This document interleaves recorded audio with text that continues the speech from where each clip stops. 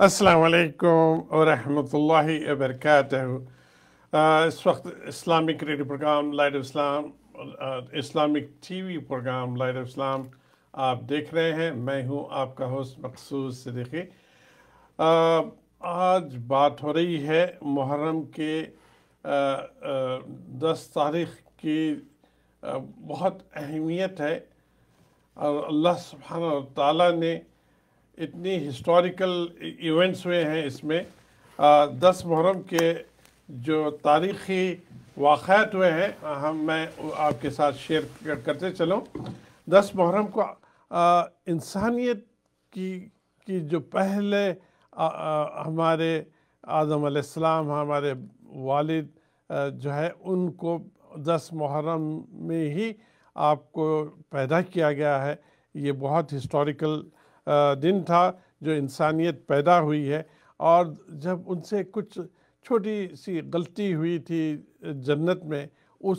غلطی کو بھی اللہ سبحانہ و تعالیٰ نے 10 محرم کو ہی توبہ آپ کی قبول کی گئی تھی۔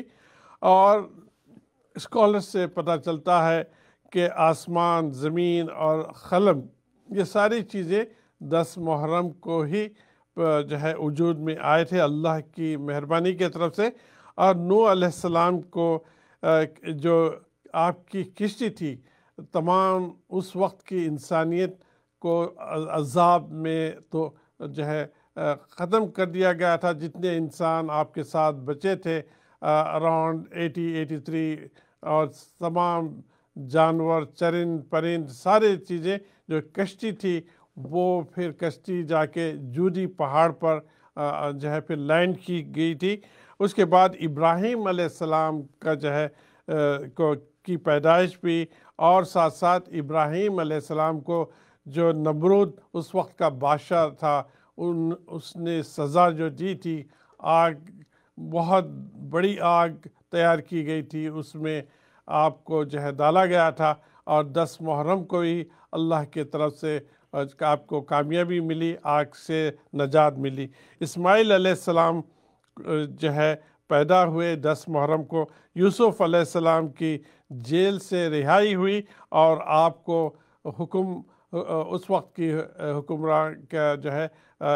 بادشاہ بنایا گیا۔ موسیٰ علیہ السلام کو فرعون سے نجات ملی اور فرعون کو جو ہے سزا ملی 10 محرم کو۔ اور اسی طرح سے ایوب علیہ السلام کو جو آپ کو جس بیماری میں آپ ملوث تھے، 10 محرم کو آپ اس بیماری سے جو ہے چھٹکارا پائے۔ اسی طرح سے یونس علیہ السلام جو مچھلی کے پیٹ میں آپ ڈالے گئے تھے اور اس کے بعد آپ کو نجات دی گئی 10 محرم کو۔ اسی طرح سے آخری جو واقعہ اللہ کے پیارے نبی صلی اللہ علیہ وسلم کے نواسے، پیارے نواسے کی شہادت جو ہوئی، آپ کے خاندان اور آپ کے چاہنے والے 72 لوگوں کی جو شہادت ہوئی ہے وہ ہم سب جانتے ہیں، وہ 10 محرم کو ہوئی ہے۔ اور 10 محرم کو ہی جو ہے اس دنیا کا اختتام بھی ہونے والا ہے۔ اس طرح سے بہت اہم یہ مہینہ ہے، ہسٹوریکل مہینہ ہے، اللہ کی بلیسنگ کا مہینہ ہے، اور اللہ سبحانہ وتعالی ہمیں اس کی سمجھ دے تاکہ ہم وہ واقعات سے ہم عبرت لے کر اپنی زندگی کو بہتر کر سکیں۔ آئیے مفتی صاحب سے یہی باتیں کنٹینیو کرتے ہیں کہ امام حسین رضی اللہ تعالیٰ عنہ کی جو شہادت کا وجہ بنی تھی، اور جو اس وقت کا زبردستی جو حکمراں بن گیا تھا یزید ظالم، اور جو ہے اس نے کیوں آپ کی بیعت پر اتنا امپورٹنٹ دے رہا تھا؟ جیسے ابھی میں نے کہا تھا شروع میں فرسٹ سیشن میں کہ وہاں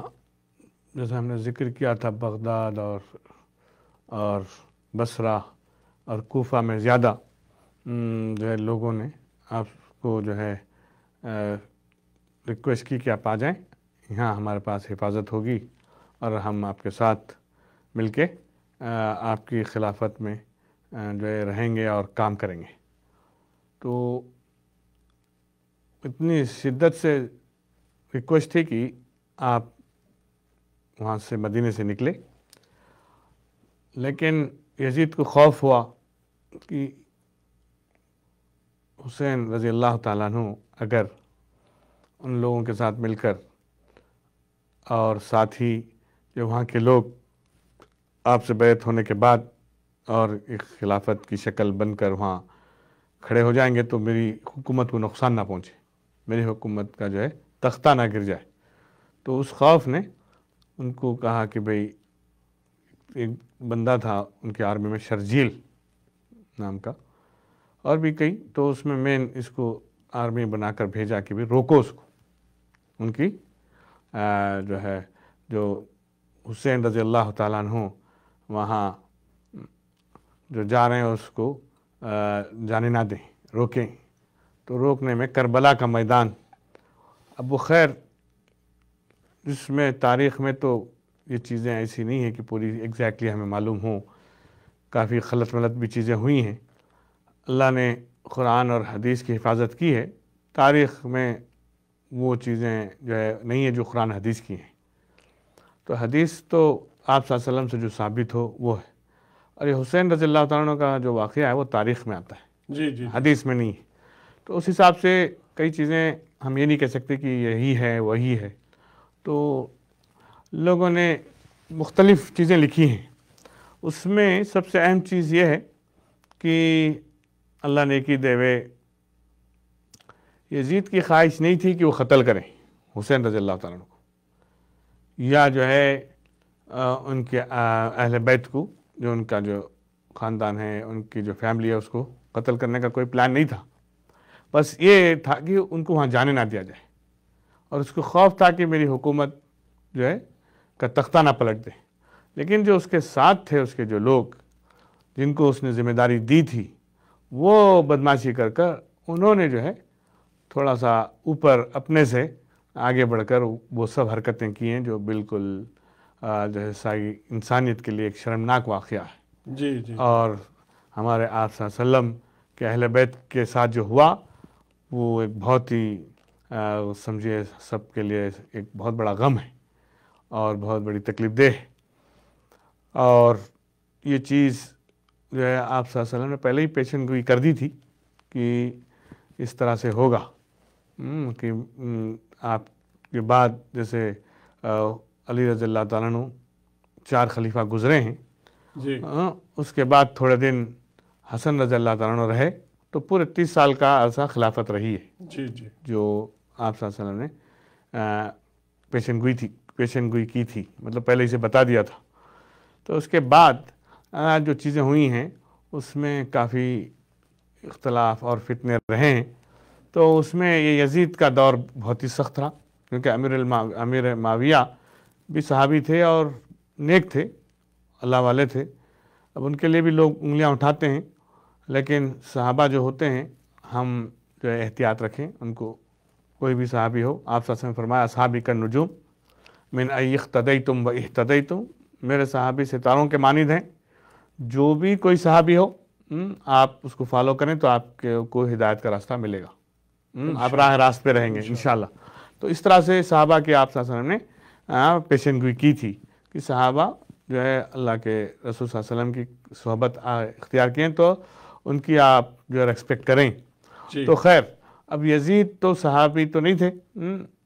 یزید جو ہے کیا کہتے ہیں ان کے بیٹے تھے، تو وہ جو وہاں سے جو معاملے ہوئے زیادہ خراب ہوئے ہیں جی اسلام کے معاملے میں، دین کے معاملے میں، کیونکہ یزید کے بارے میں آتا ہے کہ وہ دیندار بھی نہیں تھے اور اسلام سے بھی ان کو خاص تعلق نہیں تھا، بس حکومت سے زیادہ ان کو محبت تھی، اور ان کو یہ بننا تھا خلیفہ اور ان کو حکومت چاہیے تھی۔ اور حسین رضی اللہ تعالیٰ عنہ اسی وجہ سے اوائڈ کر رہے تھے ان سے بیعت کرنے کے لیے، کہ بھی اگر میں بیعت کر دوں گا تو پھر جو بھی صحابہ ہیں اس وقت موجود تھے یا جو بھی اس وقت لوگ ہیں دیندار، وہ یہ نہ سمجھیں کہ حسین رضی اللہ عنہ نے بیعت کی ہے تو اس کا مطلب یہ کہ یزید صحیح ہے۔ بھائی کوئی آدمی غلط ہو تو کسی نہ کسی کو جو ہے آواز اٹھانی، اسٹینڈ لینا پڑتا ہے، آواز اٹھانی پڑتی ہے۔ اور ایک جو ہے ذمہ دار جیسے آپ صلی اللہ علیہ وسلم کا خاندان اور آپ صلی اللہ علیہ وسلم کی فیملی، تو وہ تو بہت اہم ہے، اس کو تو لوگ ساری دنیا دیکھتی ہے، تو اسی لیے اس کے پیش نظر آپ اوائڈ کر رہے تھے. لیکن یہاں تک یہ بھی آتا ہے کہ جو فتنے چل رہے تھے، جو حالات تھے، اس کے حساب سے ایک موقع پر حسین رضی اللہ عنہ بھی راضی ہو گئے تھے تاکہ فتنے نہ ہوں، جھگڑے نہ ہوں اور مسلمانوں پہ کوئی تشدد نہ ہو. تو اس کو روکنے کے لیے ایک جگہ یہ بھی اسٹینڈ لیتا کہ بھی اگر ایسی ہو تو ہم بیعت کر لیں گے، لیکن بیچ میں ملاقات کرنے جانے کے لیے راضی تھے. ہاں مطلب ایک جگہ ایک پوائنٹ میں راضی تھے، بیعت کرنے کے لیے تیار ہو گئے تھے. لیکن بیچ میں جو لوگ تھے، جو شر پھیلانے والے منافقین، انہوں نے جو ہے اس معاملے کو بالکل اور خراب کیا. اور خراب کیا کہ فائنلی جو ہے آپ رضی اللہ تعالیٰ عنہ کا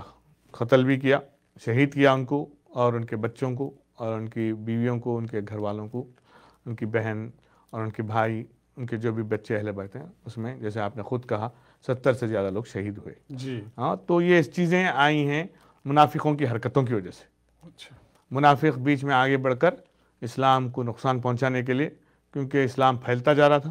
اسلام کو کامیابیاں مل رہی تھی، اور کچھ لوگ جو ہے یہ کامیابیوں کو دیکھ کر اندر سے ان کو جلن سی تھی اور ان کو نقصان پہنچانا تھا اسلام کو. تو اس سازش کو سامنے رکھ کر انہوں نے اس طرح سے جو ہے ایک ایسا ننگا اور ایسا گندا اور ایسا گھلونا جو ہے کام کیا جو ساری امت کے لیے ایک غمزدہ کام ہے، ایک اہم جو ہے سب سے زیادہ ہمارے لیے غم والا کام ہے. کیونکہ حضور صلی اللہ علیہ وسلم کے جو نواسے تھے، آپ صلی اللہ علیہ وسلم نے فرمایا تھا کہ یہ جنت کے جو ہے شباب ہیں، مطلب شبابوں کے نوجوانوں کے سردار ہیں. ہاں آپ صلی اللہ علیہ وسلم نے ان کو کہا تھا. تو ایسا آنر، اور پھر آپ صلی اللہ علیہ وسلم سے جو ہے دلی تعلق امام حسن اور حسین رضی اللہ عنہ کے بارے میں یہ بھی آتا ہے کہ ان کی شباہت آپ صلی اللہ علیہ وسلم سے ملتی تھی دونوں کی. تو یہ سب ہونے کے باوجود اور آپ صلی اللہ علیہ وسلم کا حسن اور حسین رضی اللہ عنہ سے اتنا دلی تعلق تھا کہ آپ صلی اللہ علیہ وسلم جب نماز پڑھتے تھے تو یہ لوگ جو ہے آپ صلی اللہ علیہ وسلم کے جو ہے کندھے پہ چڑھ جاتے تھے، پیٹھ پہ چڑھ جاتے تھے، ان کے لیے جو ہے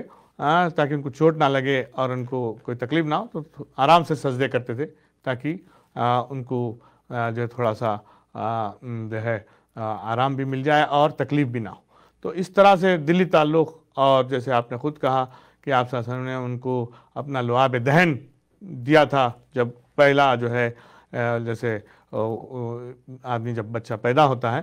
تو اس کو کچھ منہ میں زمزم اور کھجور کے کچھ یہ ڈالتے ہیں تاکہ اس کے اندر جو ہے اچھائیاں پیدا ہو. تو اس جگہ پہ آپ صلی اللہ علیہ وسلم نے اپنا لعاب دہن اور پھر وہ کھجور وغیرہ بھی دیا تھا. تو میں بتا رہا ہوں اتنا سب کچھ ہونے کے باوجود اور اتنے چہیتے آپ صلی اللہ علیہ وسلم کے کہ ہم بیان نہیں کر سکتے، تو اس کے باوجود یہ جو مارکہ پیش آیا، جو حالات آئے ہیں، یہ پوری امت کے لیے شرم کی بات ہے، امت کے لیے جو ہے بڑے افسوس کی بات ہے، امت کے لیے بڑے غم کی بات ہے. لیکن میرے دوستوں، میں ان سب چیزوں کے ساتھ ساتھ یہ کہتا ہوں انہوں نے کیوں قربانی دی، مین ان کا مدعا کیا تھا، مقصد کیا تھا. ان کا مدعا یہی تھا کہ دین کی حفاظت ہو، ان کا مقصد یہی تھا کہ دین میں کوئی کمی نہ آئے، اور ان کی قربانیوں کا گول آخر تک یہی تھا کہ دیکھیے حالات جو ہے بالکل ان کے سر پہ تلوار لٹکی ہوئی تھی اور ظالم جو ہے ان پہ ظلم کر کر ان کو قتل کرنے کے لیے کھڑے ہوئے تھے. اس کے باوجود آپ حسین رضی اللہ عنہ نماز نہیں چھوڑے. جی جی جی بالکل. آخری جو ہے انہوں نے نماز پڑھی. تو میں بتا رہا ہوں یہ کہ یہ سب چیزیں ہمیں لینا ہے. ہم کہتے ہیں کہ ہمیں غم ہے، ہم کہتے ہیں کہ ہمیں افسوس ہے، ہم کہتے ہیں ہمیں تکلیف ہے، لیکن انہوں نے جیسے دین کے لیے اپنی جان دے دی